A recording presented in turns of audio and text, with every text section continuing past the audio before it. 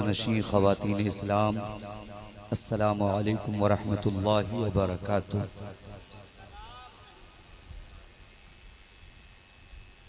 तकरीबन 2 बज चुके हैं और ये शख्सी प्रोग्राम था जिसको हमारे चचा आकर के जलसा बना दिया। इसको जलसा बनाने का एक रीज़न ये भी मुझे समझ में आता है कि जितना इनाम शायर साहब को मिल रहा था उतना हमारे चचा को भी मिल रहा था। और मुझे आज समझ में आया कि हर जलसा में सुबह ही क्यों आ जाते हैं। लोगों को चुनते हैं, समझते हैं, फिर रात में हिसाब करते हैं। आप हजरात अगर बेदार हैं तो थोड़ी देर मुझे सुनिए। आज मुझे 2 टॉपिक मिला था, वक्त तो काफ़ी हो चुका। बयान ये करना था मुख्तार भाई, इस्लाह मुआशरा के ताल्लुक़ से। और दूसरी फरमाइश ये थी कि मुहर्रम करीब है तो मैदान करबला बयान करना है। आप हजरात सुनने के मिजाज में बैठे हुए हैं तो पीछे वाले इधर वाले जो हैं करीब आ जाए, थोड़ा थोड़ा करीब आ जाए ताकि थोड़ी देर में गुफ्तगू कर लूँ। हमारे चचा ने कहा कि 1 से सवा घंटा आप समाअत करें, 15 मिनट इस्लाह मुआशरा पे और 15 मिनट करबला पे। आधा घंटा में मेरी तकरीर ख़त्म। चूँकि मेरा मानना है कि जलसा 12 बजे रात तक ही होना चाहिए। उसके बाद सलात व सलाम पढ़ के लोग सो जाए, फिर फज्र में उठ करके अल्लाह को याद करें। खैर, जैसी आपकी मर्जी। अल्हम्दुलिल्लाह वलिय्यिही वस्सलातु वस्सलामु अला नबिय्यि व अला आलिहि व अस्हाबिहि अजमईन, अम्मा बाद। फ़ौज़ु बिल्लाहि मिनश शैतानिर रजीम, बिस्मिल्लाहिर रहमानिर रहीम। या अय्युहल्लज़ीना आमनु दुखुलू फ़िस्सिल्मि काफ़्फ़ा। क़ालन नबिय्यु सल्लल्लाहु तआला अलैहि वसल्लम मसलु अहले बैती कसफ़ीनति नूह। सदक़ल्लाहुल मौलानल अज़ीम व बल्लगना रसूलुहुन नबियुल करीम व नहनु अला ज़ालिका लमिनश शाहिदीन व शाकिरीन वल्हम्दुलिल्लाहि रब्बिल आलमीन। आइए सबसे पहले उस रसूल हाशमी की बारगाह में दुरूद पढ़ें जिस रसूल का चेहरा लाजवाब, जिस रसूल की पेशानी लाजवाब, जिस रसूल के जुल्फ़े दुता लाजवाब, जिस रसूल के पाए अक़दस लाजवाब, जिस रसूल के दंदाने मुबारक लाजवाब, जिस रसूल के लबे अनवर लाजवाब, जिस रसूल का अबू बकर लाजवाब, जिस रसूल का उमर लाजवाब, जिस रसूल का उस्मान लाजवाब, जिस रसूल का अली लाजवाब, जिस रसूल का तलहा लाजवाब, जिस रसूल का बिलाल लाजवाब, जिस रसूल का सलमान लाजवाब। थोड़ा सा आप बेदार हो जाएं ताकि बात समझ में आए।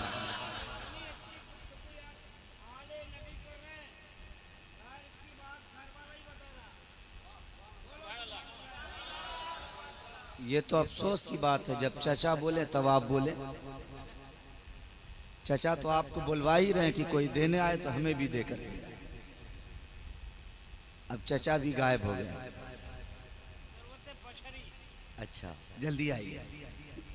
जब तक नहीं आएंगे तकरीर खत्म नहीं होगी। उस रसूल की बारगाह में दुरूद पढ़ें जिस रसूल का अली लाजवाब, जिस रसूल का उमर लाजवाब, जिस रसूल का तलहा लाजवाब, जिस रसूल का जुबैर लाजवाब, जिस रसूल का बिलाल लाजवाब, जिस रसूल का सलमान लाजवाब, जिस रसूल का अबू दरदा लाजवाब। बरेली का इमाम अपने रसूल की तारीफ करने पे कलम उठाता है तो कभी अपने रसूल के चेहरे का जिक्र करता है, मुस्कुरा देता है। पेशानी का जिक्र करता है, मुस्कुरा देता है। लबे अनवर का जिक्र करता है, मुस्कुरा देता है। पाए अक़दस का जिक्र करता है, मुस्कुरा देता है। बरेली का इमाम जब अपने रसूल की आमद का जिक्र करता है, पुकार उठता है, या रसूल अल्लाह, या रसूल अल्लाह। जिस सुहानी घड़ी चमका तैबा का चाँद, जिस सुहानी घड़ी चमका तैबा का चाँद, उस दिल अफरोज़े साथ पे लाखों सलाम। बरेली का इमाम जब अपने रसूल के पेशानी का जिक्र करता है, पुकार उठता है, या रसूल अल्लाह। जिसके माथे शफात का सेहरा रहा, जिसके माथे शफात का सेहरा रहा, उस जबीने सादत पे लाखों सलाम। बरेली का इमाम जब अपने रसूल के लबे अनवर का जिक्र करते हैं तो पुकार उठते हैं, या रसूल अल्लाह। पतली पतली गुलें कुद्स की पत्तियां, पतली पतली गुलें कुद्स की पत्तियां, उन लबों की नजाकत पे लाखों सलाम। बरेली का इमाम जब अपने रसूल की तारीफ करने पे उतरता है तो कहीं कहता है, या रसूल अल्लाह। क्या महकते हैं महकने वाले, बू पे चलते हैं भटकने वाले। आसियो थाम लो दामन उनका, वो नहीं हाथ झटकने वाले। कैफे दरियाए करम में है रजा, 5 फव्वार छलकने वाले। बरेली का इमाम जब अपने रसूल की तारीफ करके थक जाते हैं तो आखिर में कहते हैं, या रसूल अल्लाह। सरवर कहूँ के मालिको मौला कहूँ तुझे, बाग़े खलील का गुले ज़ेबा कहूँ तुझे। तेरे तो वस्फ़ ऐब तनाही से है बरी, हैरान हूँ मेरे शाह मैं क्या क्या कहूँ तुझे। लेकिन रज़ा ने ख़त्मे सुखन इस पे कर दिया, खालिक का बंदा खल्क का आका कहूँ तुझे। खालिक का बंदा खल्क का आका कहूँ तुझे। उसी रसूल की बारगाह में एक बार दुरूद शरीफ पढ़ें, अल्लाहुम्मा सल्ली अला सल्लु अलैहि सलातु व सलामुन अलैका या रसूल अल्लाह सल्लल्लाहु तआला अलैहि वसल्लम। आप हजरात बेदार हैं कि एक बार फिर शहबाज रजा को पढ़वाऊं? हाजत है, आइंदा साल फिर बुला लीजिएगा। कुछ जरूरी बातें जो आपके फायदे की हैं वो सुनिए आप।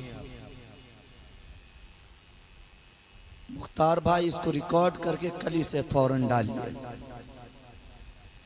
इस्लाह मुआशरा पे बयान के लिए जब अवाम कहती है तो बड़ा अजूबा लगता है। अवाम में से किसी ने कहा इस्लाह मुआशरा पे बयान हो, ये तो बड़ा अजूबा बात है। इस्लाह मुआशरा पे क्या बयान किया जाए? सबसे पहले हम इमाम साहब से शुरू होते हैं, अपने मस्जिद के इमाम से। 15 मिनट जैसे मुकम्मल होगा इस्लाह मुआशरा का टॉपिक बंद, करबला शुरू हो जाएगा। आज से 20 साल से मैं हिंदुस्तान के अंदर देख रहा हूं, कोई भी ऐसा टॉपिक नहीं बचा हुआ है जिस पे बयान किया जाए। हुकूके वालिदैन पे बयान हो चुका, अवाम ने अमल नहीं किया। अवाम के इस्लाह की जरूरत है। आलिमों के शान के मुताबिक बयान हो चुके, अवाम ने अमल नहीं किया, फिर भी अवाम के इस्लाह की जरूरत है। पड़ोसियों के हुकूक के टॉपिक पे बयान की जरूरत थी, बयान हो चुकी, अवाम ने अमल नहीं किया, अब भी अवाम के इस्लाह की जरूरत है। बड़े जलसे, बेशुमार खर्च, इस पे बयान की जरूरत थी, बयान हो चुकी, अवाम ने अमल नहीं किया, फिर भी उस पे बयान की जरूरत है।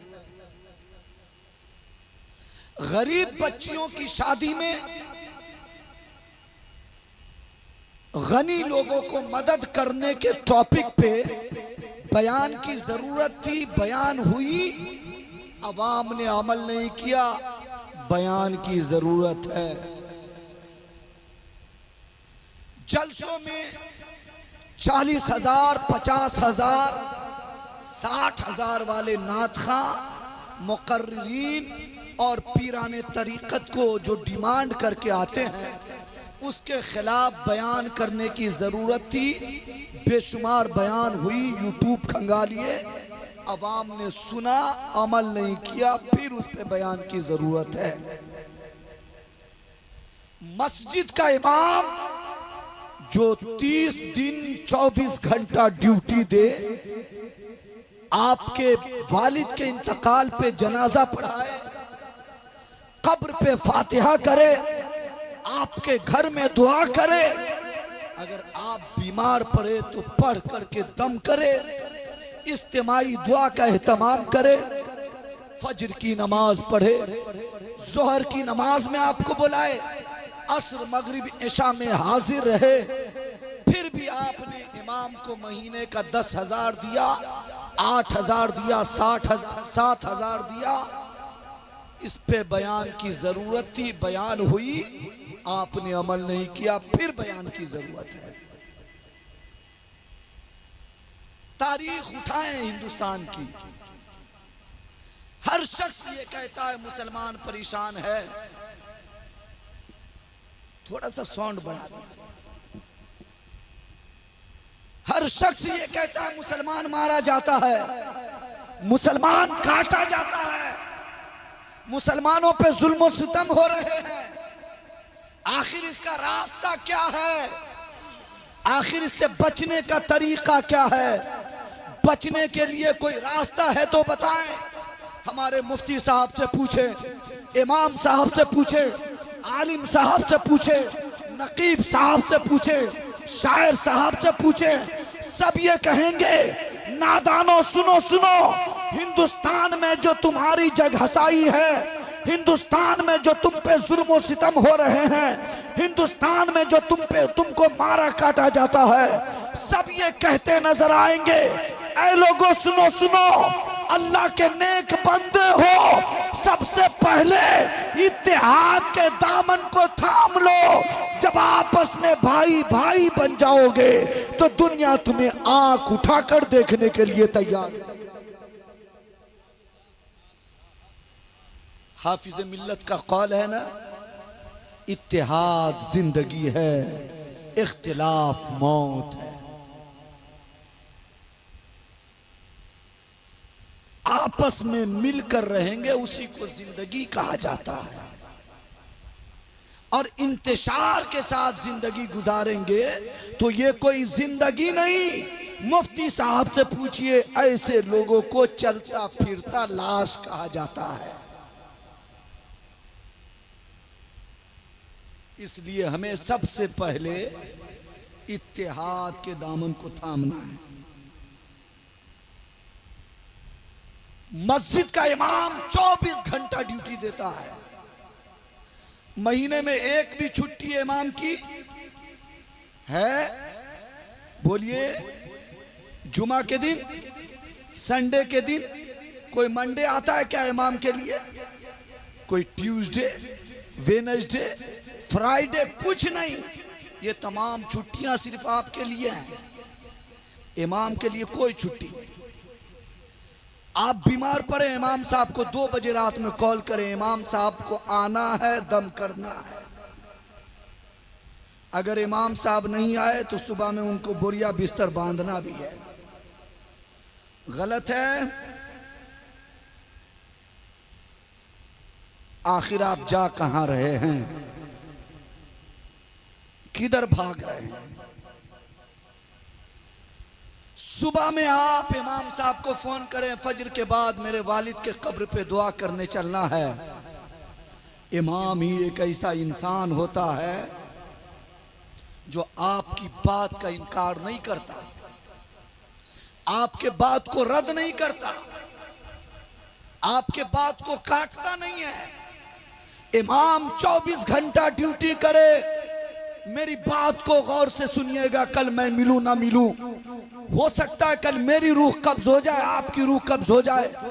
बेशुमार खुतबा को हमने देखा, तकरीर करते करते इंतकाल कर चुके, जैसे कारी रजीउल्लाह को देख लीजिए, तकरीर करते करते माइक पे इंतकाल हो गए। बेशुमार मुकर्रिरीन तकरीर सुनाते सुनाते इंतकाल कर चुके, जैसे अबुल हक्कानी को देखिए, हनीफुल कादरी को देखिए, दिगर खुतबा को देखिए। जिंदगी रहे ना रहे, आप रहे ना रहे, आज बात को गौर से सुनिएगा। इमाम 24 घंटा ड्यूटी देता है, पूरे 300 दिन ईमानदारी के साथ ड्यूटी देता है, लेकिन अफसोस ये कौम उसी इमाम को 24 घंटा ड्यूटी देने के बाद एक महीने में 10,000 रुपया सैलरी देती है। और ये कौम हम जैसा पीर, हम जैसा मुकर्रिर, हम जैसा शोरा, हम जैसा खुतबा, हम जैसा नकीब, हम जैसे नातखा को बुला करके 1 घंटे में ये कौम 40,000, कहीं 50,000, कहीं 60,000 दे करके अपने आप को जन्नती घोषित करने के लिए तैयार है। ये अफसोस की बात है कि नहीं? बोलिए, मुख्तार भाई से पूछ लीजिए। जितनी आप लोग की उम्र है, मुख्तार भाई उतना जलसा सुन चुके हैं। और ये बड़े अजीब इंसान है, बिहार ही में नहीं, कभी कभी झारखंड में मिलते हैं, उड़ीसा में भी मिल जाते हैं। इनके लिए दुआ कीजिए कि अल्लाह ताला इनकी उम्र में खूब बरकतें अता फरमाए। इंसाफ कीजिए, इंसाफ। क्या इमाम भी धरने पे बैठे तब समझेंगे आप? ऐसी नौबत नहीं आने दीजिए। इमाम ही वो इज्जतदार इंसान होता है, इमाम ही वो बेहतरीन इज्जत वाला इंसान होता है जो तमाम मुसीबतों को सीने में रखकर आपके सामने भी मुस्कुराता है, सदर के सामने भी मुस्कुराता है, सेक्रेटरी के सामने, पूरे इलाके के बच्चों के सामने मुस्कुराता है। आप सोचते हैं इमाम बहुत मजे में है, अफसोस उनकी तन्हाई को देखिए, उनकी जिंदगी को देखिए, उनके शब रोज को देखिए, तब आपको समझ में आएगा कि इमाम जितनी मुसीबत से अपनी जिंदगी काटता है, अगर उतनी मुसीबत आपके पास होती तो आप जलसों में और आप पीरों के पास, आप नकीब और खतीब के पास बेशुमार पैसे बर्बाद नहीं करते। कितना अफसोस है, जिस इमाम को हम बादशाह समझते हैं, जिसके पीछे नमाज पढ़ते हैं, उसी को गुलाम वाली सैलरी दे रहे हैं। अब किसी गुलाम की भी 10,000 नहीं है। बोलिए सर, सही है? एक छोटा सा बच्चा को किसी कारखाने में भेजिए, बैग के कारखाने में, जड़ी के कारखाने में, सिलाई के पास, कहीं भी उसे भेजिए, एक छोटा सा बच्चा भी जाता है तो आप क्या कहते हैं? मेरा बच्चा जा रहा है, 1 दिन का 400 चाहिए। 30 दिन का कितना हुआ? 12,000। बच्चा को कुछ नहीं आता काम, 12,000। इमाम को वजू का तरीका, गुस्ल का तरीका, नमाज का तरीका, रोजा का तरीका, हुकूक वालिदैन, हुकूक औलाद, तमाम मसाइल का हल इमाम के पास, और उस इमाम की सैलरी 10,000 भी नहीं। अफसोस, अफसोस मुसलमान, अफसोस। आप किधर जा रहे हैं? अपने आप को बचाइए, वरना ऑन कैमरा कह रहा हूं, मुफ्ती साहब मौजूद हैं, आने वाले 5 साल और 10 साल के अंदर मेरा नाम लिख लीजिएगा, मस्जिदों में अच्छे आलिम आपको नहीं मिलेंगे मेरे दोस्त, अच्छे आलिम नहीं मिलेंगे। इसलिए कि जो अच्छे आलिम आते हैं उनकी हम कद्र नहीं करते। तो हमने अपनी आंखों से देखा है, मैं खुद बिजनेस लाइन में हूं, अच्छे अच्छे आलिम बिजनेस के मैदान में कदम बढ़ा चुके हैं। अब ऐसे इमाम मिलेंगे जो इमाम खुद आपसे वजू के फराइज पूछेंगे। अब आप गूगल करके बताइएगा, यूट्यूब का सहारा लीजिएगा, ज्यादा से ज्यादा आप दिमाग दौड़ाइएगा तो वो मिर्जा जो पाकिस्तानी है उसकी वीडियो को देखिएगा, इमाम साहब को कहिएगा कि मिर्जा ने ऐसा कहा है। इसलिए ये नौबत नहीं आने दीजिए, अपने इमाम की इज्जत कीजिए। और बिहार के अंदर सबसे बड़ी कमी यह है कि किसी भी मस्जिद का इमाम 5 साल से ज्यादा नहीं टिकता है। गलत बोल रहा हूं हजरत मुफ्ती साहब? 5 साल से ज्यादा इमाम टिकता ही नहीं है। 5 साल के अंदर इमाम साहब अपना मेहनत और कोशिश करके 2-4 लोगों को ट्यूशन पढ़ाने लगे, 2-4 लोगों के दिल में जगह बना ले। अब इलाके के लोग कहेंगे इमाम साहब के तो सीने पर लग गया, अब ये उड़ने लगे हैं, बहुत माल कमा रहे हैं, इमाम साहब की छुट्टी करनी पड़ेगी। अब मुक्तदी कहता है, पीछे इस इमाम के नियत बांधता है, इमाम के साथ रुकू करता है, सजदा करता है, क़याम करता है, कादा करता है, और नमाज के बाद वही मुक्तदी कहता है, सुनो इमाम का पांव घुमा हुआ था, इमाम बार बार सर पे हाथ रखता है, इमाम की नमाज नहीं हो रही है, इमाम का पैजामा नीचे है, इमाम का कुर्ता ऊपर है, इमाम अच्छे से क़िरात नहीं किया, इमाम गलत कुरान पढ़ता है, इसकी छुट्टी कर दी जाए। अफसोस, अल्लाह के यहाँ क्या मुंह दिखाएंगे, कब्र में मुस्तफ़ा के सामने क्या लेकर के जाएंगे। इसलिए अपने आप को बचाइए, बचाइए, अपने आप को बचाने की कोशिश कीजिए। ये इमाम साहब की बातें थी जो मैं बयान किया। नंबर 2, इस्लाह मुआशरा का टॉपिक जब मुझे आपने दे ही दिया। नंबर 2, शादी में बेशुमार गलत रस्म और उसका बायकाट होना चाहिए। सबसे पहले शादियों में जहेज जैसी लानत को खत्म करना हमारा फरीजा है।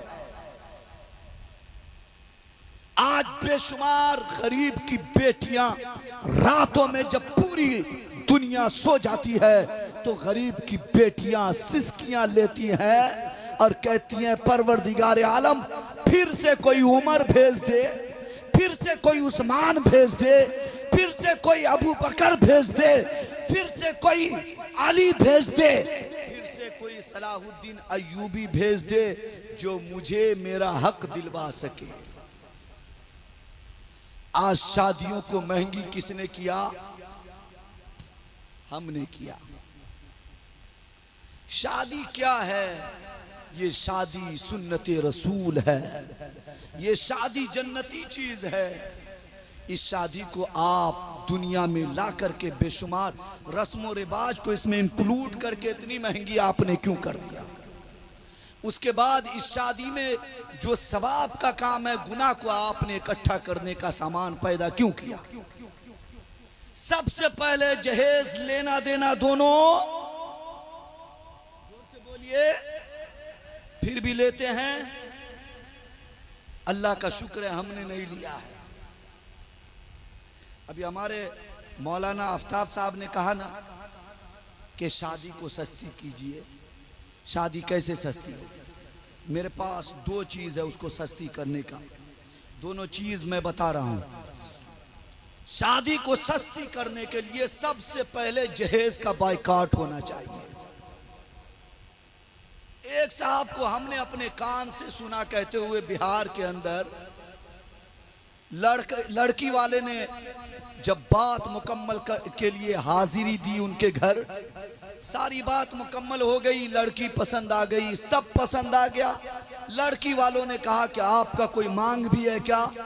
तो लड़का का बाप कहता है, ये मेरा मकान है, देखते हैं ना, मेरा बेटा इंजीनियर है, दूसरा बेटा लॉयर है, तीसरा बेटा डॉक्टर है, ये मेरा मकान है, दूसरी मंजिल आप बनवा दीजिए, मैं अपने बेटे की शादी कर दूंगा। हमने कहा अफसोस, दूसरी मंजिल बनवाना है। बहुत सारे मुसलमान को अल्लाह ने दौलत दिया है, आ जाते अब्दुल कलाम के पास, आ जाते अब्दुल रहमान के पास, आ जाते शाकिर के पास, आ जाते साबिर के पास, आ जाते सादात के पास, आ जाते अल्लाह के नेक बंदों के पास। जो बात तूने एक गरीब लड़की के बाप से की, वो बात को रखने के लिए मस्जिद के गेट पे आते। साबिर भी तुझे देता, शाकिर भी तुझे देता, अब्दुल रहमान भी तुझे देता, अब्द मुनाफ भी तुझे देता। अल्लाह के तमाम बंदे तुझे 2-4 करके देते, तेरे ये बिल्डिंग की ख्वाहिश दुनिया में पूरी हो जाती। लेकिन अफसोस, तूने गरीब की बेटी का गला क्यों दबाया? एक गरीब की बेटी को शादी होने पे बाधा क्यों बना? अफसोस है, मरने के बाद उसकी कब्र खोल करके देखें, कब्र खोल करके देखें। मुख्तार भाई, सख्त जुमले सुनिए, ऐसे लोगों की कब्र खोलें, कब्र खोलने के बाद देखें, उनके चेहरे की रंगत बता देगी कि ये जो कब्र में इंसान है, ये आशिके रसूल नहीं, गद्दारे रसूल है। इसलिए उसने मुस्तफ़ा के अक़वाल को भुलाया, मुस्तफ़ा की सुन्नत से इनकार कर दिया। शादी नाम है इजाब और कबूल का, साथ में 2 गवाह का, और कुछ शीरनी तकसीम कर देगा। इससे ज्यादा और कुछ है शादी में? मुफ्ती साहब से पूछ लीजिए, पूछिए मुफ्ती साहब से, नहीं ना है? फिर आपने 200 बारात कहां से रख दी? बारात के अंदर बकरे खाने की फरमाइश कहां से रख दी? बारात के अंदर आपने बेजा फरमाइश कैसे रखी? शादी में बारात ले जाने के लिए डीजे कहां से इंक्लूड किया? बारात में जाने से पहले शराब नोशी को इस्लाम में कहां तुमने लिख दिया? शादी में बारात ले जाने से पहले महंगे जोड़े लड़के को पहनाने का कहां लिखा है? मुझे दिखाओ। मेरे दोस्तों, माफ करना, माफ करना, आज पूरी दुनिया में मुसलमानों पे जो जुल्म सितम हो रहे हैं, उसके वजूहात कुछ नहीं, सिर्फ उसके जिम्मेदार हम हैं, उसके जिम्मेदार आप हैं और हम हैं। हमने मुस्तफ़ा की ये मुसलमान है। हमने कुरान की आयत पढ़ी थी, या अय्युहल्लज़ीना आमनू दुखुलू फिस्सिल्म काफ़ा। अल्लाह का फरमान ईमान वालों से, ऐ ईमान वालों, कुर्ता पहनने से तुम मुसलमान नहीं हुए, दाढ़ी रख लेने से मुसलमान नहीं हुए, जुब्बा पहन लेने से मुसलमान नहीं हुए, अच्छा खाना खाने से मुसलमान नहीं हुए, रोज गोश्त खाने से मुसलमान नहीं हुए। अल्लाह फरमाता है, ऐ ईमान वालों, अब भी मुसलमान ना हो सके, अच्छे तरीके से, सही तरीके से इस्लाम में दाखिल हो जाओ। अपना मुहासबा कीजिए। आज हमारा तरीका क्या बना है? हमारा तरीका ये बना कि माँ बाप का हम बायकाट करते हैं और पीर साहब को हम पैसों की गड्डियां पेश करते हैं। माफ कीजिएगा, माफ कीजिएगा, इल्ला माशाअल्लाह हिंदुस्तान में बहुत सारे अच्छे पीर साहब हैं। माफ कीजिएगा, हिंदुस्तान में बहुत सारे ऐसे भी पीर साहब हैं जिसके हाथ पे आप मुरीद हो गए तो वो पीर साहब तो पहले से जा चुके हैं, आपको भी लेके चले जाएंगे और आप सोचेंगे कि हम पीर साहब के मुरीद हैं तो हम जन्नती हो गए। अरे सोशल मीडिया का ज़माना है दोस्त, मल्टीमीडिया का दौर है, social media, print media, electronic media, इस दौर में हर चीज़ अवेलेबल है। ये अपने माइंड को चलाते क्यों नहीं है? अपने दिल को लगा करके देखते क्यों नहीं है कि आपने अपने सोशल मीडिया के जरिए नहीं देखा पीर साहब को नाचते हुए, नहीं देखा पीर साहब को गाली बोलते हुए, नहीं देखा पीर साहब को डांस करते हुए, नहीं देखा पीर साहब को औरतों के सर पे हाथ रखते हुए, नहीं देखा पीर साहब को औरतों को गले लगाते हुए।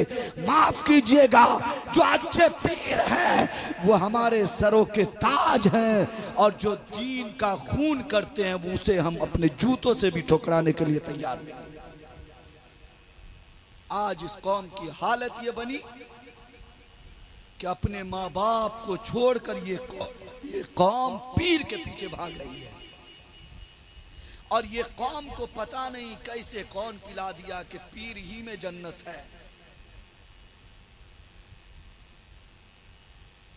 पीर ही के अंदर जन्नत है। पहले फैसला ये करना है कि पीर साहब जन्नत में जाते हैं कि नहीं।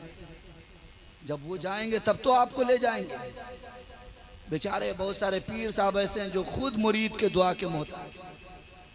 अरे नहीं, आपके दुआ के मोहताज रहते तो आपसे क्यों वो आते पैसा लेने, माल कमाने, और आपको दीन की दावत एक भी नहीं देते।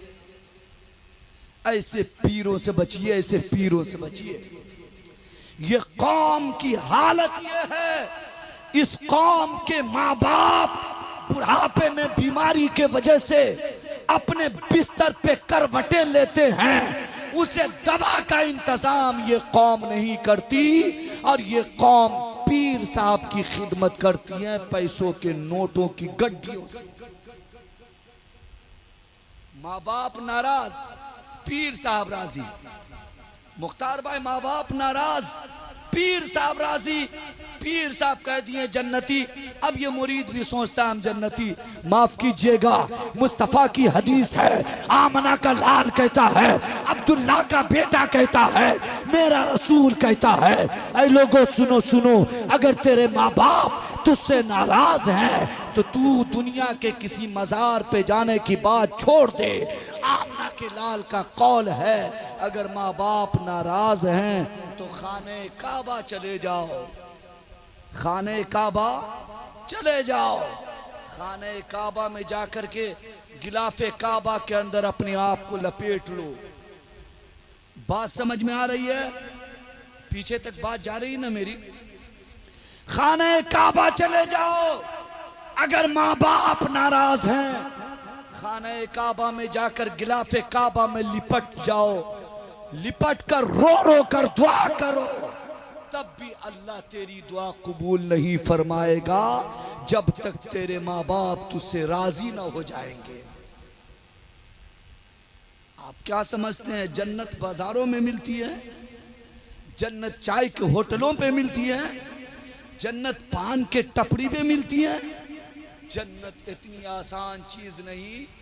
जन्नत में जाने के लिए अबू बकर जैसा आशिक बनना हो,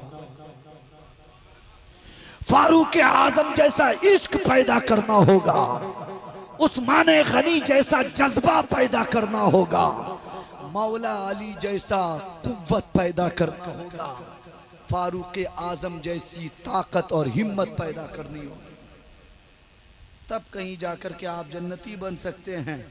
वरना आप याद रखिए, पूरे जिंदगी आप अपने आप को जन्नती घोषित करते रहिए, जन्नती नहीं हो सकते। इसलिए कि दुनिया में सिर्फ 10 लोगों को जन्नती होने का सर्टिफिकेट मिलना था और मिल गया। अब कोई सर्टिफिकेट जन्नत का नहीं बांट रहा है। अगर बांट रहा है तो बताइए, आपसे पहले हम ले लेंगे, आपसे ज्यादा रेट में लेंगे, आपसे आगे कंपटीशन करके निकल जाएंगे। लेकिन अफसोस, इस दौर में कोई जन्नत बेच नहीं सकता, इस दौर में कोई जन्नत को बांट नहीं सकता, कोई जन्नत की सर्टिफिकेट नहीं दे सकता। तो आप पीर साहब पे क्या भरोसा करके बैठे हैं कि पीर साहब आपको जन्नती कह दिए तो आप जन्नती हो गए? अफसोस, कल कयामत के दिन ऐसे पीर साहब की भी खैरियत नहीं है और ऐसे मुरीद की भी खैरियत नहीं।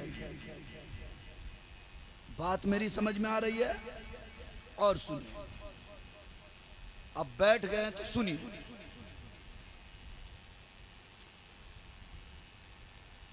आक़ा करीम सल्लल्लाहु ताला अलैहि वसल्लम के प्यारे दीवानों, शादी में जो बेजा रस्म है उसे खत्म करने की कोशिश कीजिए। पहले अपने बिहार में नहीं था, लेकिन अब चालू हुआ ये कि शादी के मौके पे हल्दी का रस्म होता है।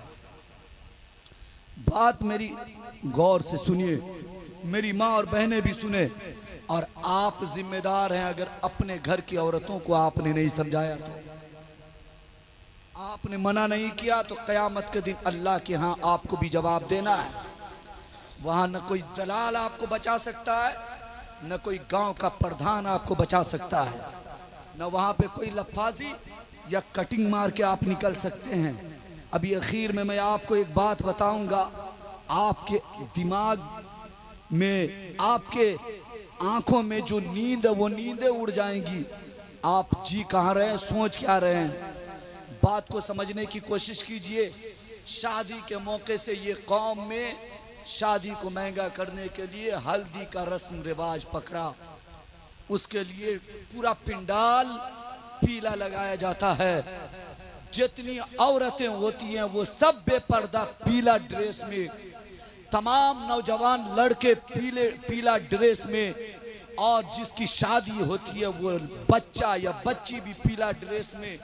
उसके बाद गाने बजते हैं सीरियल के जैसे, उस हल्दी के रस्म को अदा करते हैं। माफ कीजिएगा, कल कयामत के दिन अल्लाह आपसे ये नहीं पूछेगा कि शादी के मौके से तूने हल्दी के मौके पर पीला ड्रेस पहना था या नहीं, पीला लिबास पहना था या नहीं, लेकिन अल्लाह आपसे पूछेगा कि ऐ खातून सुनो तो सही, दुनिया में तुमको जो उम्र दी गई, बताओ तूने अपनी जिंदगी को फातिमा के जिंदगी के मुताबिक गुजारा था या नहीं, तूने मुस्तफ़ा के दीन के तरीके पे अमल किया था कि नहीं, तूने नमाज की पाबंदी की थी कि नहीं, तूने नमाज के वक्तों का एहतमाम किया था या नहीं, तूने वजू और गुस्ल के फराइज सीखे थे या नहीं, तूने बाकी के तरीके तुझे मालूम हुए थे या नहीं।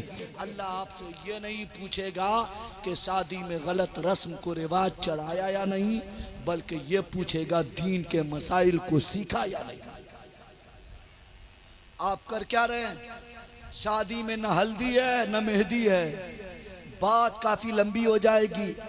उसके बाद एक रस्म और है, शादी के निकाह के बाद जब लड़का और बाराती खाने बैठता है तो फिर लड़का के लिए स्पेशल खाना आता है। खाने के बाद लड़का हाथ धोता है, उसके बाद उससे पैसों का डिमांड किया जाता है। इस्लाम में नहीं, बचिए इससे। उसके बाद एक उसमें और रस्म है गलत, उसको बोला जाता है जूता छुपाने का, उसको छुपाना भी चुराना भी बोला जाता है।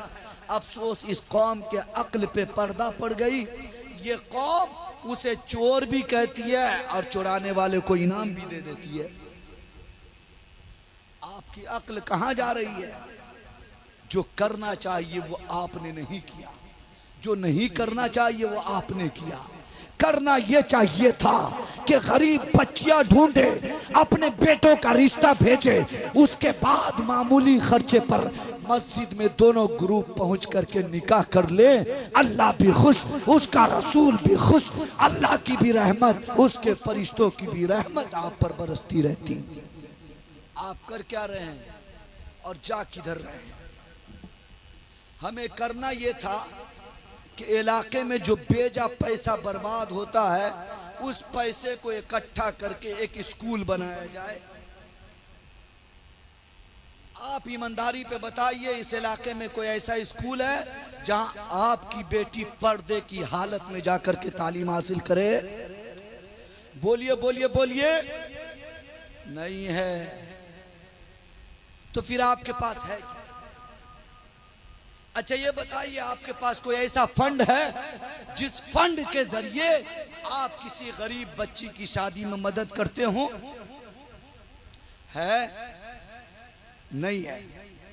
अच्छा ये बताइए, आपके पास कुछ ऐसा इंतज़ाम है कि आपके इलाके के किसी गरीब का एक्सीडेंट हुआ, अचानक हॉस्पिटल में एडमिट हुआ, डीएमसीएच या पीएमसीएच या किसी भी हॉस्पिटल में एडमिट हुआ, एडमिट होने के बाद उसके पास इलाज का पैसा ना हो, आपके गांव में फंड है, आपके गांव में फंड है, उसमें पैसा जमा है, उस पैसे से आप उस गरीब के इलाज में खर्च करते हो, ऐसा कोई पैसा है?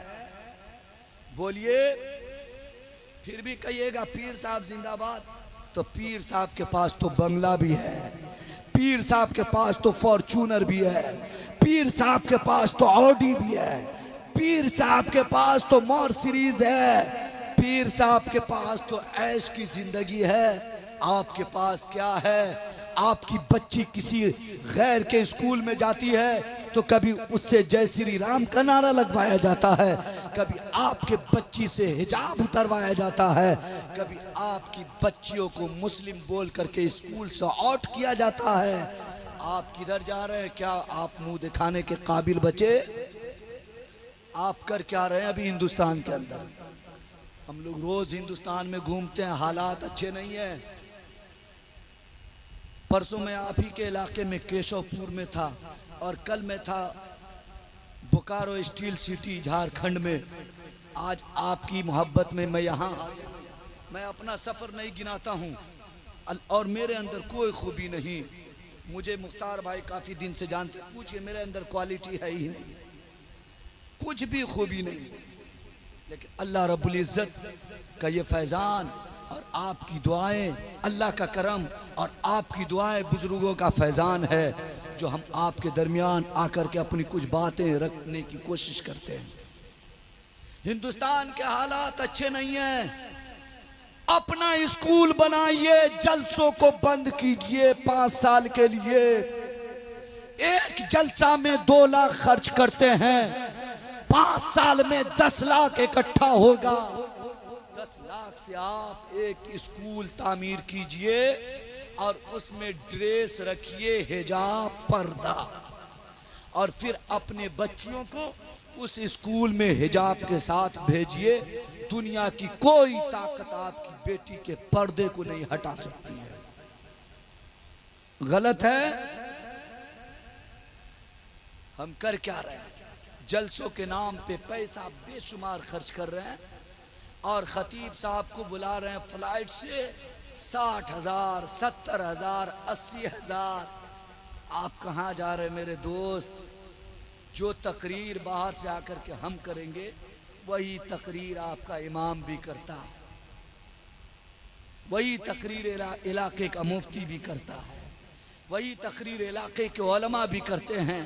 लेकिन इस कौम की हालत ये बनी है कि इमाम की तकरीर नहीं सुनती, ये कौम सीधे खुतबा के वक्त पहुंचती है और ये कौम तकरीर सुनने के लिए 60,000 वाले खतीब को दिल्ली से, मुंबई से, उत्तर प्रदेश से, बंगाल से, झारखंड, उड़ीसा से, दूर दूर से ये कौम बुलाती है और आधा घंटा 1 घंटा तकरीर करने के बाद उसे 60,000, 70,000 ये कौम दे देती है। उसके एवज में वो खतीब आपको दे करके क्या जाता है?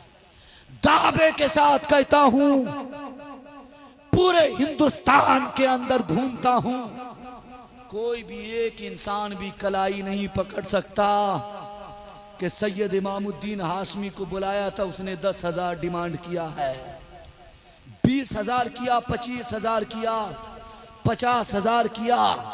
अल्लाह का शुक्र है बगैर डिमांड किए हुए खुशहाल हैं। अल्लाह जब हलाल रोजी देता है तो हराम की तरफ क्यों जाना? पूरे हिंदुस्तान में कोई कलाई नहीं पकड़ सकता। अब जो लोग ये कहते हैं हम दूर से आते हैं, हमारा इतना लेना जरूरी है, हम भी दूर जाते हैं बगैर डिमांड के, आओ हमारे साथ मैदान में उतरो, हम भी फ्री में तकरीर करेंगे, तुम भी करो, हम भी फ्री में तबलीग करेंगे, तुम भी करो।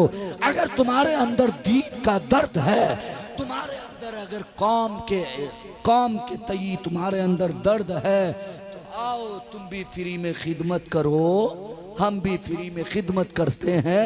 तब समझेंगे आशिक़े रसूल हो, वरना समझेंगे सब पेट का खेल है, हमको बेवकूफ़ बनाने का तरीका है। इसलिए जो ज्यादा लंबा मांगे उसे ज्यादा बड़ा आशिक रसूल मत समझिएगा। और आजकल बहुत सारे पीर साहब भी ऐसे निकल गए, 6-6, 7-7 मुरीद को लेकर के आए और साथ में सबके फ्लाइट का किराया दीजिए, जिसके वजह से गरीब मुरीद अब पीर साहब से भी मिल नहीं पाता, अब पीर साहब के फैजान से महरूम भी रहता, और पीर साहब से डर से बेचारा गरीब अपनी बात रख ही नहीं सकता, इसलिए कि पीर साहब के पास सिक्योरिटी जेट प्लस और दीगर सिक्योरिटी अलग अलग कैटेगरी के रहते हैं जो आपको पीर के करीब नहीं जाने देते। इसलिए इन तमाम बातों को आप समझने की कोशिश कीजिए। आखिरी बात यह इस्लाह माशरा के ताल्लुक से कि आज पर्दा के ऊपर कानून क्यों बना, हमारे पर्दा पे कानून क्यों बना? जब हमारे वलीमे में, हमारे मार्केट में हमारी जवान बेटियों को गैरों ने देखा कि बेपर्दा घूम रही। आज वलीमे की हालत यह है कि जवान बच्चियां बेपर्दा वलीमे में जाती है, उसके जिस्म के आज़ा दिखते हैं, उसके सर पे दुपट्टा नहीं होता, पर्दा नहीं होता। मुसलमान भी वलीमे में जाता है, गैर मुस्लिम भी जाता है, तो गैर मुस्लिम कहता है कि मुसलमान की जवान बेटी और मुसलमान की बीवियां जब बेपर्दा वलीमे में आ सकती हैं तो बेपर्दा स्कूल और कॉलेज भी जा सकती हैं। इसलिए पर्दा पे ये कानून नाफिज हुआ कि आप खा सकते हैं बेपर्दा तो पढ़ने जा सकते भी हैं बेपर्दा। इसलिए अपनी बच्चियों को हर मकाम पे पर्दे में ले जाइए ताकि दुनिया वाले देखे तो कम से कम इतना कहने पर मजबूर हो कि कोई और नहीं, ये फातिमा ज़हरा की कनीज जा रही है, मुस्तफ़ा के दीन पे चलने वाली जा रही है, आशिक रसूल की जमात में से एक जमात की एक बच्ची ये खातून है जो यहाँ से जा। इन तमाम बातों को समझने की कोशिश कीजिए। अल्लाह ताला हम तमाम लोगों को इस पे अमल करने की तौफीक और रफ़ीक अता फरमाए। इस्लाह माशरा के ताल्लुक से बेशुमार बातें जो आपको पेश करना है, इंशाअल्लाह फिर कभी मौका रहा तो आपको बताया जाएगा। 5 मिनट के अंदर थोड़ा सा करबला में बयान कर देता हूँ, लोगों की ये फरमाइश थी। चूँकि मुहर्रम करीब भी है, एक बार दुरूद शरीफ पढ़िए, अल्लाहुम्मा सल्ली अला सय्यदना व मौलाना मुहम्मद मादनिल जूद वल करम व आलिहि व बारिक व सल्लिम सल्लु अलैहि सलातु व सलामुन अलैका या रसूल अल्लाह सल्लल्लाहु तआला अलैहि वसल्लम। 10 मुहर्रमुल हराम है, सुबह का वक्त है। दुनिया ने देखा मैदान करबला में एक खातून बैठी हुई है नकाब पोश। अभी आप बेदार हैं तो थोड़ा हाथ उठा करके या हुसैन की सदा बुलंद करें और जोर से मुस्तफा के इश्क में मचल कर बोले। करबला की सरजमी पर 10 मुहर्रमुल हराम को लोगों ने देखा एक खातून नकाब पोश, नकाब पहने हुई है और अपने आंचल से करबला की मिट्टी को साफ कर रही है। करबला की सरजमी से कंकर और पत्थर को हटा रही है। लोगों ने सोचा ये खातून कौन है, आखिर इसे ये आज सफाई करने की जरूरत क्यों पेश आई। जब करीब लोग गए तो लोगों ने देखा, और जब लोगों ने पूछा है खातून तू कौन है, कहां से आई है, किस कबीले से है, तेरा नाम क्या है, किस कबीले से ताल्लुक रखती है और इस मिट्टी को साफ क्यों करती है। तवज्जो है तवज्जो। लोगों ने कहा ऐ खातून तेरा नाम क्या है, किस कबीले से ताल्लुक रखती है और ये मिट्टी और कंकरी को साफ क्यों करती है। तो वो खातून कहती है नादान, क्या तू मुझे पहचानता नहीं, क्या तू मुझे जानता नहीं, क्या तुझे मेरे बारे में इल्म नहीं। ए नादान सुनो, तुम मुझसे पूछते हो मैं कौन हूँ, किस कबीले से हूँ, मैं किसकी माँ हूँ, मैं किसकी बीवी हूँ, मैं इस जमीन को क्यों साफ करती हूँ। ए नादान मुझसे पूछते हो तो सुन लो, मेरे शौहर का नाम अली मुर्तज़ा है, मेरे बेटे का नाम इमाम हुसैन है। ऐ नादान मुझसे पूछते हो तो सुन लो, मैं उसी खानदान से हूँ जिसको खानदान रसूल कहा जाता है। मेरे बाबा का नाम मोहम्मद मुस्तफ़ा है, जो तमाम नबियों के इमाम हैं, तमाम रसूलों के रसूल है।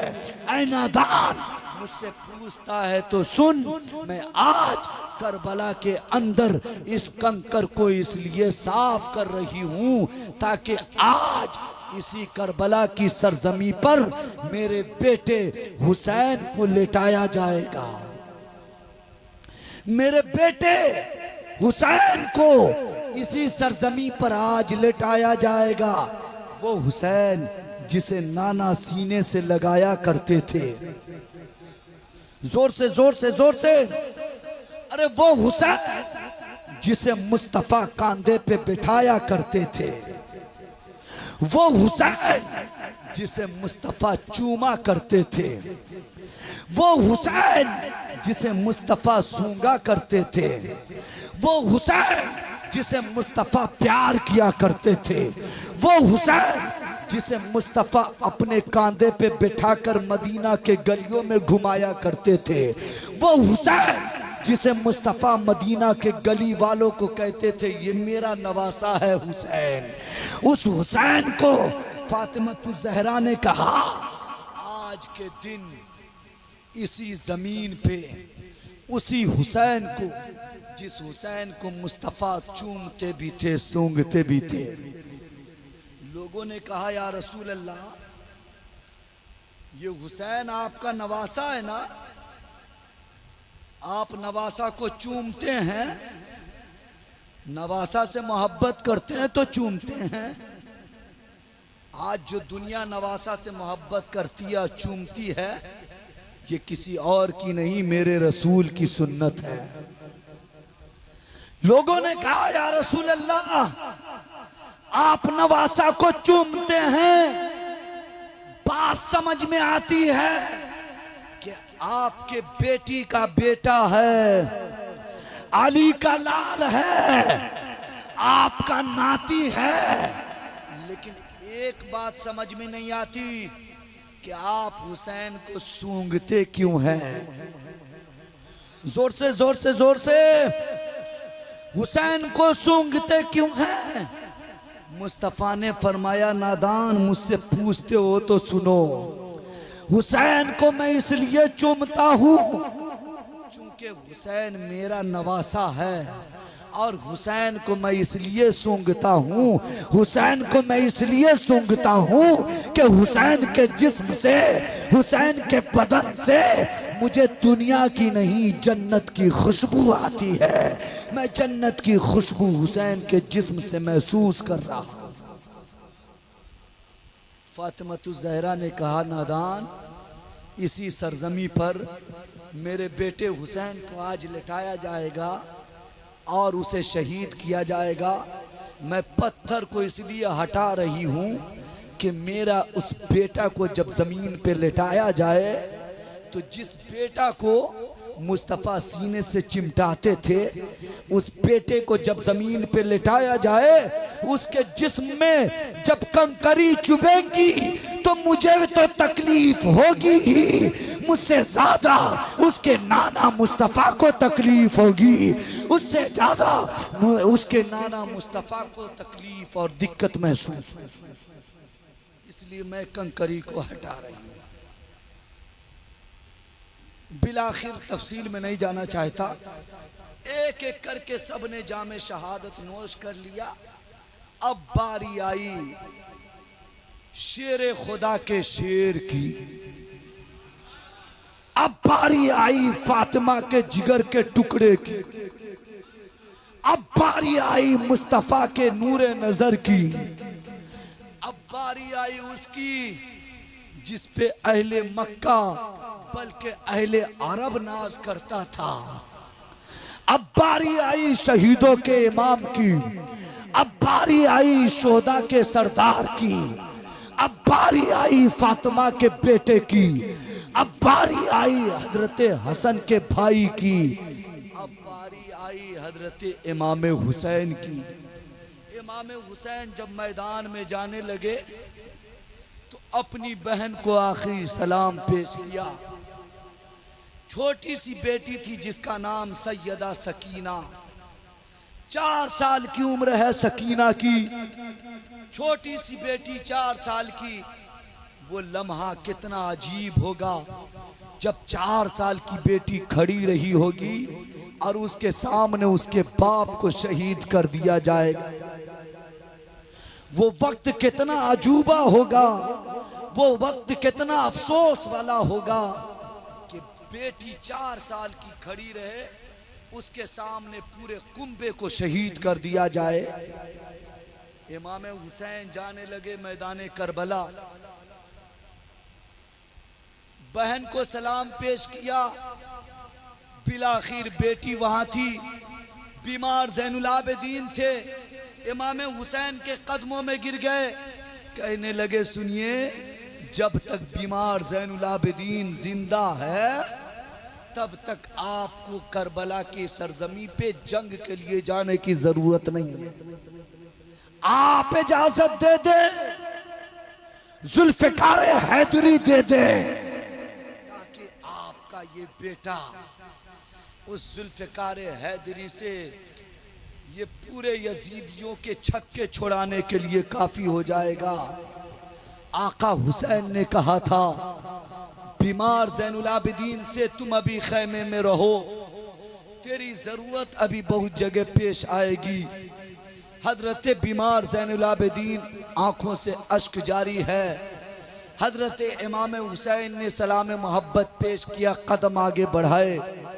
हजरत ज़ैनब ने कहा इमाम हुसैन से, भाई सुनिए तो सही, आप जब जंग के मैदान में जा रहे हैं तो सुनिए, इसे कहा जाता है जुल्फ़िकार हैदरी, इसे ले लीजिए। हजरत हुसैन ने जुल्फ़िकार हैदरी संभाला, आगे बढ़े। हजरत सैयदा ज़ैनब ने कहा भाई रुकिए। बॉक्स को खोला गया, सैयदा ज़ैनब ने उस बॉक्स और गठरी के अंदर से हजरत फातिमतुज़ ज़हरा के चादर का टुकड़ा को निकाला, आका हुसैन को पेश किया। कहा भाई हुसैन, मेरी माँ फातिमा ने ये टुकड़ा दिया था और कहा था जब मेरा बेटा हुसैन जालिमों के मुकाबले में करबला जाएगा, मैदान में जाएगा, तो मेरे बेटे हुसैन को कह देना ये टुकड़ा साथ में ले जाए, ये टुकड़ा पास में ले जाए, ताकि मैदान करबला में कभी भी हुसैन को ये महसूस ना हो कि हुसैन के सर से माँ का साया उठ चुका है, हुसैन यतीम हो चुका है, हुसैन के सर से माँ की शफकत खत्म हो चुकी है। इसलिए बेटी ज़ैनब, ये चादर के टुकड़े को हुसैन को दे देना जब मैदान करबला जाएगा। आका हुसैन उस टुकड़े को लेकर के आगे बढ़ते हैं। उसके बाद सैयदा ज़ैनब ने कहती है भाई रुकिए, आका करीम सल्लल्लाहु अलैहि वसल्लम, आपके नाना जान मुस्तफ़ा करीम का अमामा मेरे पास मौजूद है। बोलिए सुभान अल्लाह। मुस्तफ़ा का अमामा है। सैयदा ज़ैनब ने कहा भाई उस अमामे को सर पे बांध लो, ताकि सर कट भी जाए तो सर दुनिया वाले देखे कि कटने के बाद भी सर बुलंद दिख रहा है।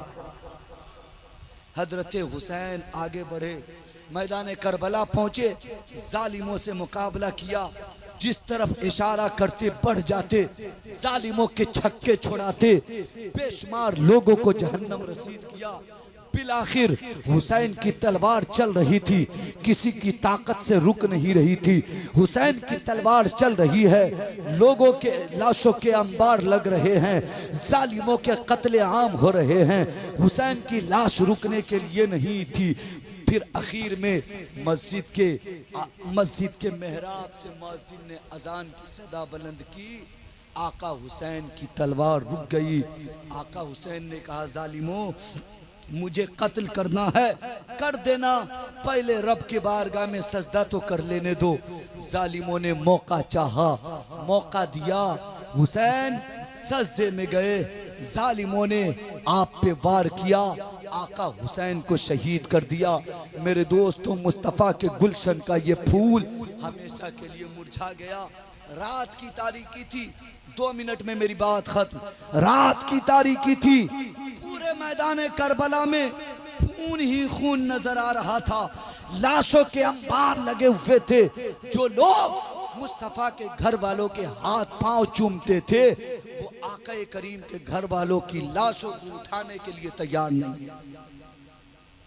मैदान करबला में लाशों के ऊपर से कोई गर्द साफ करने वाला नहीं, लाशों को कोई सही ठिकाने लगाने वाला नहीं, बल्कि जालिमों ने जुल्म यह किया कि लाशों को तो उठाया नहीं, यजीद के इशारे पर, इब्ने जियाद के इशारे पर, इब्ने जियाद के दबाव में, यजीद के फैसले पर शोहदा की लाश को उठाया नहीं गया, उसे साफ नहीं किया गया, बल्कि शोहदा की लाशों पे घोड़े दौड़ा दिए गए। शोहदा की लाशों पे घोड़े दौड़ा दिए गए। ऐसे लोगों की लाश जिसके सदक़े में दुआ किया जाए तो अल्लाह दुआ को कबूल कर लेता है। ऐसे शोहदा की लाश पे घोड़े दौड़ाए गए। रात की तारीकी है, मैदान करबला में लोगों ने एक चीख सुनी, किसी के रोने की आवाज थी। आवाज ये थी, बाबा आप किधर हैं, मेरे करीब आए, देखे तो सही, रात की तारीकी है, अंधेरा छा गया है, बाबा आए। जब तक आपके गोद में मैं सर नहीं रखती हूं, मुझे नींद नहीं आती है। बाबा जब आप वजू करते हैं तो मैं पानी जब तक न ले जाती हूं, वजू नहीं करते हैं। बाबा जब तक आपके कांधे से मैं लिपटती नहीं हूं, मुझे सुकून नहीं मिलती है। बाबा रात काफी हो चुकी है, आइए मुझे अपने सीने से लगा लीजिए। लोगों ने आवाज सुनी, रोने की आवाज थी, पूरे मैदान करबला में आवाज गूंज रही थी। इसी दरमियान लोगों ने सुना कि एक मकाम से आवाज आई, बेटी तू किधर है, तेरा बाबा यहां मौजूद है। जोर से मेरे दोस्त, जोर से जोर से जोर से। हुसैन कल भी जिंदा था, आज भी जिंदा है।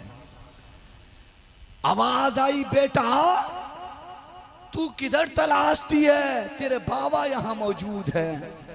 आवाज सुनी, आवाज के इशारे पर आगे बढ़ी तो क्या देखती है हुसैन की बेटी सकीना कि बाबा हुसैन की लाश पड़ी हुई है, हुसैन के जिस्म से अलग कुरान की तिलावत हो रही है और हुसैन के सर से अलग कुरान की तिलावत हो रही है। मोमिन मरता नहीं है, तर जाता है, अपने हकीकी घर जाता है। देखा, धर से अलग कुरान की तिलावत, सर से अलग कुरान की तिलावत। लोगों ने कहा, सुनो, हुसैन मरा नहीं, हुसैन कल भी जिंदा था, आज भी जिंदा है और हुसैन सुबह कयामत तक जिंदा रहेगा। इसलिए मेरे दोस्तों, आप जिंदा कौम से ताल्लुक रखते हैं, जिंदा हुसैन से मोहब्बत करते हैं, तो कम से कम अपने अंदर जिंदा दिली पैदा करके जिंदगी गुजारिए और गलत रस्म का बायकाट कीजिए, अपने इमाम की इज्जत कीजिए और अपने इलाके के हों या कहीं के भी आलिम दीन हो, उसकी ताज़ीम कीजिए, उससे मोहब्बत कीजिए। इसलिए कि मुस्तफ़ा की हदीस है, अल उलमा वरसतुल अंबिया। मुफ्ती साहब से पूछिएगा इसका मतलब क्या हुआ, तो मुफ्ती साहब भी कहेंगे, हाफिज साहब, इमाम साहब, हमारे खुशबू वैशाली साहब अपनी खुशबू से पूरे वैशाली को महकाए हुए हैं, अल्लाह इनको और तरक्की अता फरमाए।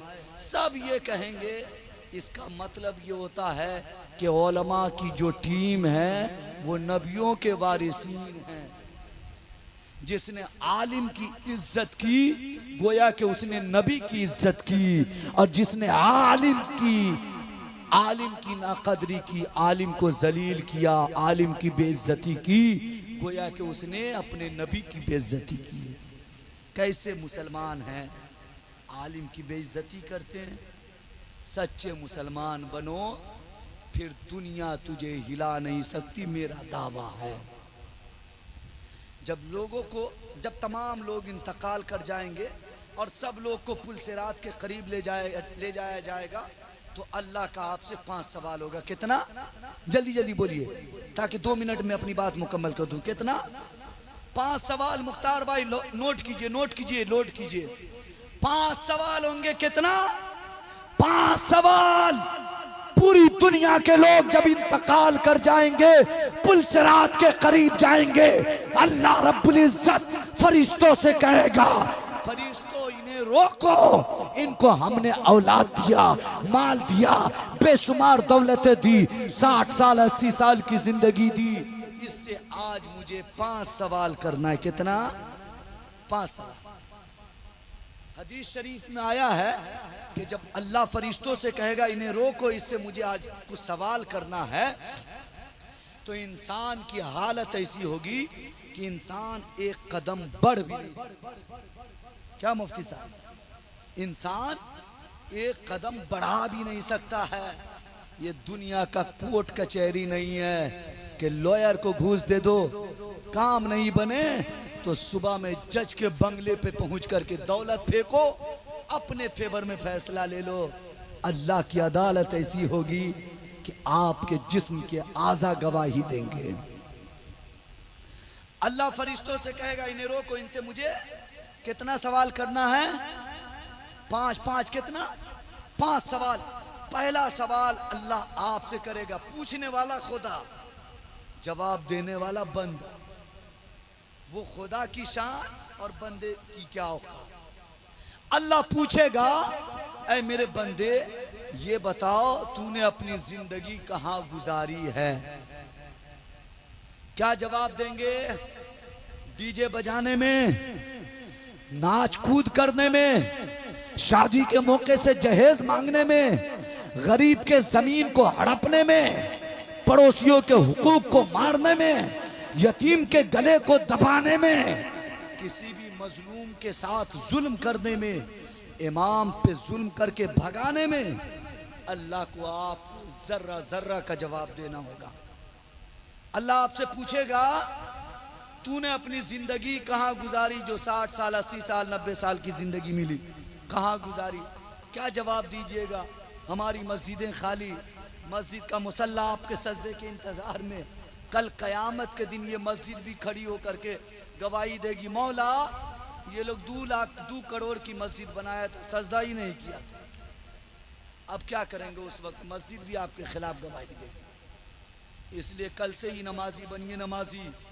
अल्लाह आपसे पूछेगा तूने अपनी जिंदगी को कहाँ गुजारा, इसका जवाब आप तलाश लीजिएगा। 1 साल है आपके पास टाइम।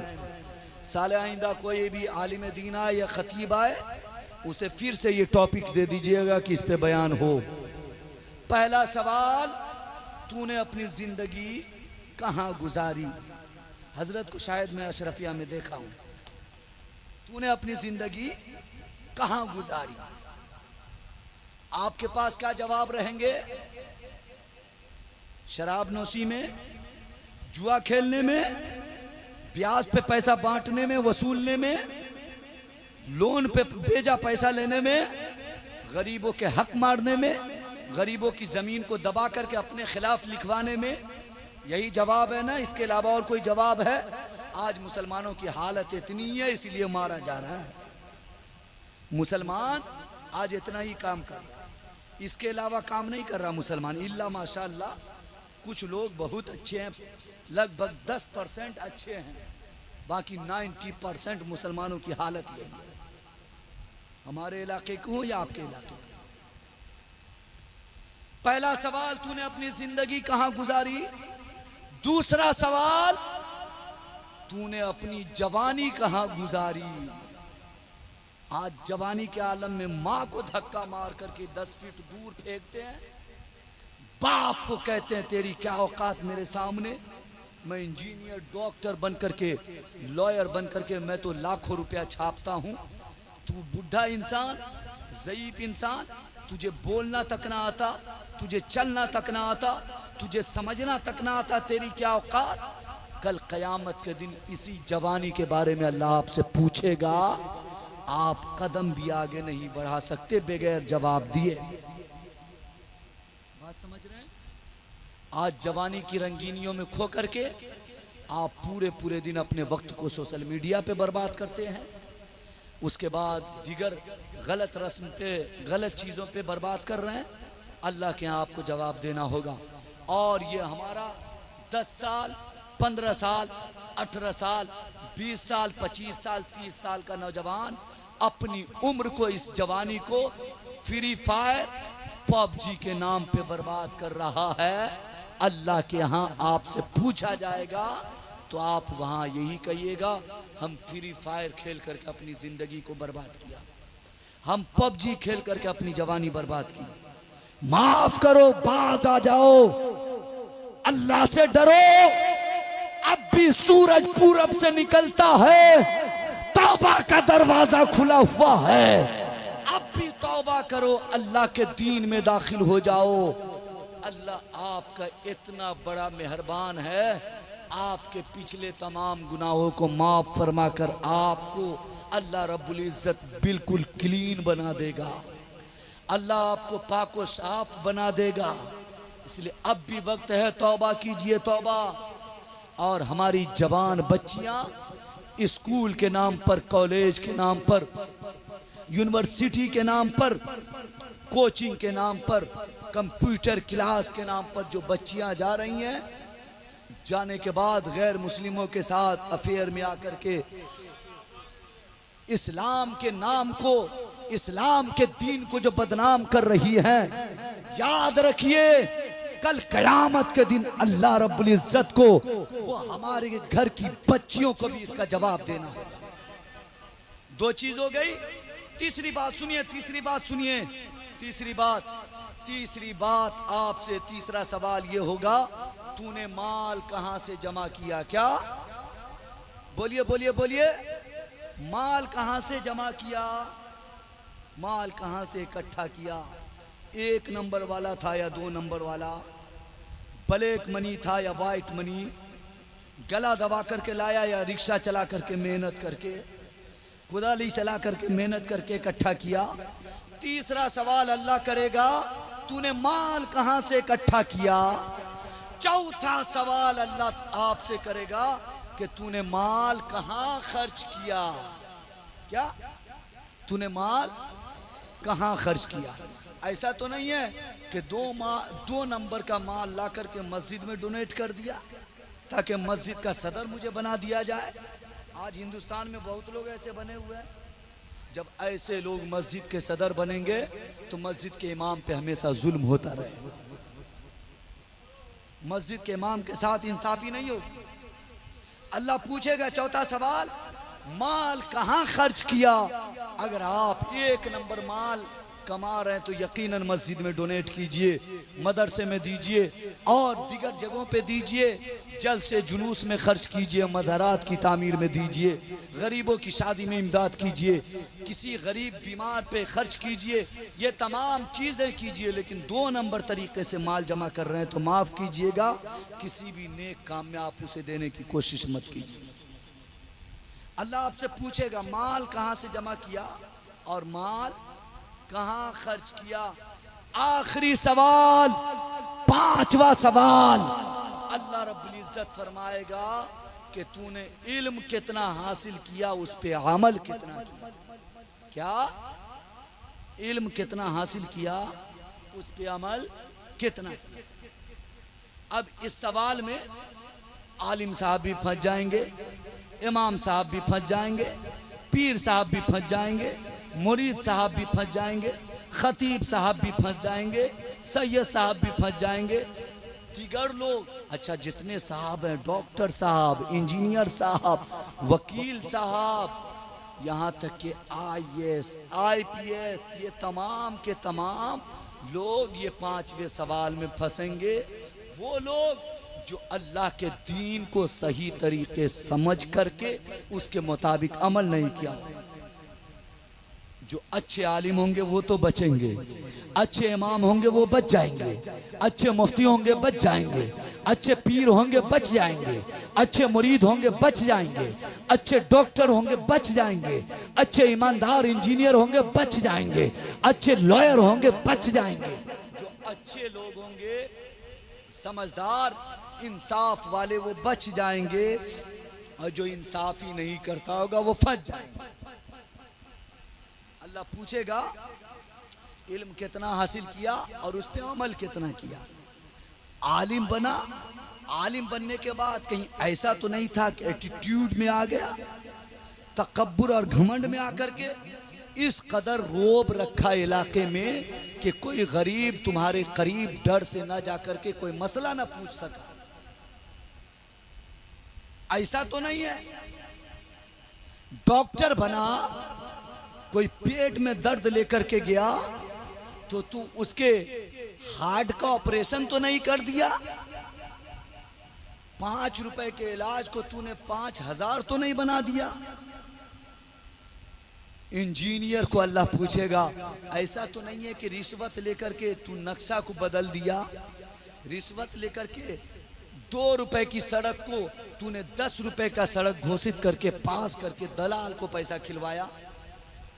अल्लाह के सामने सबकी पकड़ होगी, सबको जवाब देना।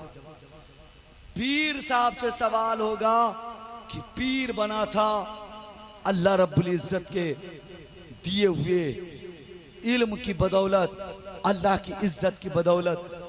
पीर साहब से सवाल होगा, पूछा जाएगा, ऐसा तो नहीं है कि खुद तो कहता था नमाज पढ़ो लेकिन खुद नहीं पढ़ता था, अपने मुरीद का पैसा लूट कर लाता था और गरीब मखलूक पे खर्च नहीं करता था।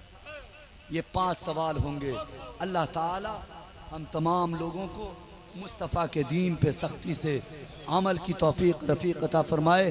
बोलने में आमदन कसदन सहवन अगर कुछ गलतियाँ हो गई हों तो अल्लाह माफ़ अता फरमाए। अस्तग़फिरुल्लाह रब्बी मिन कुल्लि ज़ंबि व अतूबु इलैह। ला इलाहा इल्लल्लाहु मुहम्मदुर रसूलुल्लाह सल्लल्लाहु तआला अलैहि वसल्लम। इस्लाम जिंदाबाद, अहले सुन्नत पाइंदाबाद, व मा अलैना इल्लल बलाग। अस्सलामु अलैकुम।